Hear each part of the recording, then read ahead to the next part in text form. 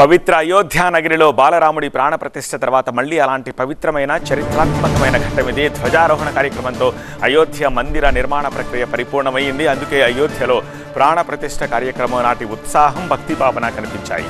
సరిగ్గా అభిజిత్ లగ్నంలో ధ్వజారోహణం చేశారు ప్రధాని మోదీ. ఈ కార్యక్రమంలో ప్రధాని మోదీతో పాటు ఆర్ఎస్ఎస్ చీఫ్ మోహన్ భగవత్ పాల్గొన్నారు. అయోధ్య ఆలయ శిఖరంపై ధర్మధ్వజం ఇప్పుడు విరాజిల్లుతోంది. 500 ఏళ్ల తర్వాత అయోధ్యలోని శ్రీరామ జన్మభూమి ఆలయం మళ్ళీ విరాజిల్లుతోంది.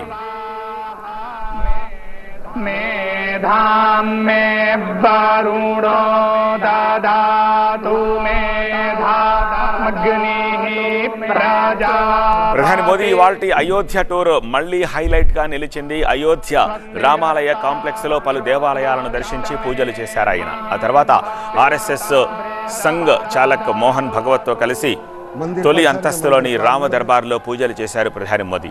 తర్వాత ఆయనతో కలిసి గర్భగుడికి వెళ్లి రామ్లల్లా విగ్రహాన్ని దగ్గర పూజలు చేశారు.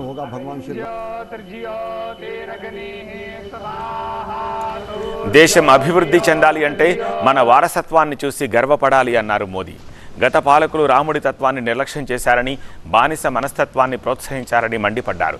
బానిస మనస్తత్వాన్ని విడనాడాలని మోదీ పిలుపునిచ్చారు. 1835లో మెకాలే భారత్ను కూకటి వేళ్లతో పెకలించాలని చూశాడని ఆరోపించారు. మరో 10 ఏళ్లలో అంటే 2035 కల్లా బానిస మనస్తత్వాన్ని తొలగించాలన్నారు మోదీ. साल 1835 में 1835 में मैकाले नाम के एक अंग्रेज ने भारत को अपनी जड़ों से उखाड़ने के बीज बोए थे. मैकाले ने भारत में मानसिक गुलामी की नींव रखी थी. 10 साल बाद यानी 2035 में उस अपवित्र घटना को 200 वर्ष पूरे हो रहे हैं. कुछ दिन पहले मैंने एक कार्यक्रम में आग्रह किया था कि हमें आने वाले 10 वर्षों तक उस 10 वर्षों का लक्ष्य लेकर चलना है कि भारत को गुलामी की मानसिकता से मुक्त करके रहेंगे. गुलामी की यही मानसिकता है जिसने लगातार यह स्थापित किया.